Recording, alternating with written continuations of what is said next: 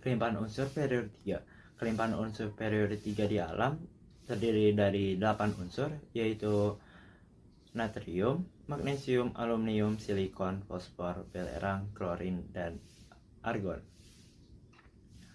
Sebagian besar unsur periode 3 hadir dalam bentuk senyawa kecuali belerang dan argon yang dapat ditemukan dalam bentuk unsur bebas.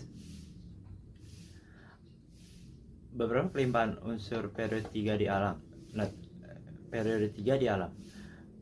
Natrium ditemukan di air laut dan mineral seperti sendawa ClNaNO3, krolit, dan biji silikat.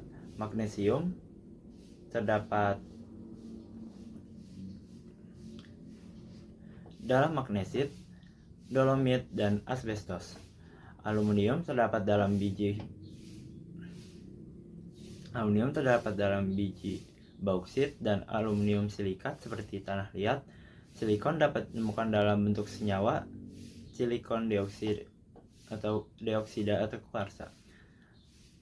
Fosfor terdapat dalam mineral apatit dan batuan fosfat.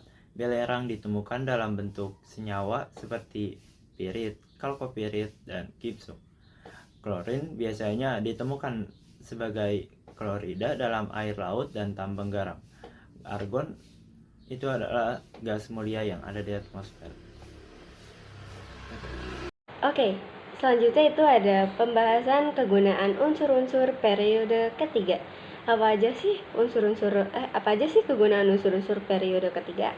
Yang pertama itu ada natrium atau Na, digunakan untuk mereduksi lelehan KCl agar mendapatkan logam kalium, bahan dasar produksi natrium hidroksida untuk sabun, deterjen, kertas, pengawetan makanan, pengembang kue, dan sebagai penyedap makanan, dan juga digunakan dalam lampu kabut kendaraan. Yang kedua itu ada magnesium. Magnesium atau Mg ini dimanfaatkan dalam pembuatan paduan logam ringan dan kuat untuk konstruksi pesawat terbang, bahan lampu kilat, dan sebagai pemisah sulfur dari besi dan baja. Yang tiga itu ada aluminium atau Al. Aluminium atau Al ini digunakan dalam industri penerbangan, konstruksi bangunan, alat rumah tangga, pembuatan alloy logam, dan pemurnian logam. Yang keempat itu ada silikon atau Si. Silikon atau Si ini tuh penting sebagai bahan dasar kaca, kayak semikonduktor untuk elektrik, pembuatan solar cell, dan bahan enamel peralatan rumah tangga. Yang kelima itu ada fosfor atau P. Fosfor ini digunakan untuk membuat pupuk fosfat, asam fosfat, superfosfat, pestisida, korek api, dan bom asap. Yang keenam itu ada belerang atau es, merupakan bahan dasar pembuatan asam sulfat, korek api, dan vulkanisasi karet. Yang ketujuh itu ada klorin atau Cl. Klorin ini digunakan dalam produksi zat pemutih, desinfektan, dan bahan kimia industri. Yang terakhir itu ada argon atau Ar, digunakan sebagai gas pelindung dalam pengelasan dan dalam bola lampu. Kesempatan kali ini. Nah, selanjutnya saya akan menjelaskan sifat fisik unsur periode ketiga. Unsur periode ketiga itu terdiri dari berapa unsur sih? Nah, untuk periode ketiga ini terdiri dari 8 unsur, yaitu ada natrium, magnesium, aluminium, silikon, fosfor, sulfur, klorin, dan juga argon. Di mana unsur-unsur tersebut memiliki wujud zat dan juga kepadatan atau massa jenis. Nah, kita bahas satu-satu ya. Yang pertama itu ada wujud zat, di mana wujud zat ini ada padat logam terdiri dari natrium, magnesium, dan aluminium. Lalu ada padat metaloid terdiri dari silikon. Lalu ada padat non-logam terdiri dari fosfor dan juga sulfur. Lalu ada gas non-logam terdiri dari klorin. Dan yang terakhir ada gas mulia terdiri dari argon. Lalu yang kedua itu ada kepadatan atau massa jenis, di mana Na ini yang paling ringan di antara logam. Lalu ada magnesium dan juga aluminium, yaitu memiliki kepadatan yang makin padat atau massa jenisnya itu makin padat. Lalu ada silikon, memiliki kepadatan yang lebih padat dan juga lebih keras. Lalu ada fosfor dan juga sulfur di mana kepadatan atau massa jenisnya itu rendah, dan yang terakhir ada klorin dan juga argon di mana kepadatan atau massa jenisnya itu paling rendah. Yang natrium atau disebut dengan Na. Nah, natrium ini tuh sangat reaktif atau terbakar dengan nyala kuning. Yang kedua, natrium ini membentuk Na2O atau oksida basa kuat. Terus yang kedua, magnesium atau Mg bereaksi cepat saat dipanaskan menghasilkan cahaya putih terang. Nah, magnesium ini tuh membentuk MgO atau oksida basa. Terus yang ketiga ada aluminium atau Al, membentuk Al2O3 bersifat amfoter, bisa bereaksi dengan asam dan basa. Terus yang keempat yaitu silikon atau Si, yaitu membentuk SiO2 yang bersifat asam lemah. 5 ada fosfor atau P, membentuk P4O6 atau P4O10. Nah, oksida asam kuat, bersifatnya oksida asam kuat. Terus yang keenam yaitu belerang atau es, yaitu membentuk SO2 dan SO3. Nah, yang bersifat oksida asam yang mudah membentuk asam sulfit atau sulfur. Terus yang ketujuh ada klor atau Cl, tidak membentuk oksida stabil di kondisi biasa. Yang kedelapan adalah argon atau Ar, yaitu tidak bereaksi karena argon bersifat gas mulia. Pada kesempatan kali ini saya akan menjelaskan mengenai pembuatan unsur periode ketiga. Yang pertama ada natrium atau Na. Natrium itu biasanya dalam bentuk garam dapur, yaitu natrium klorida.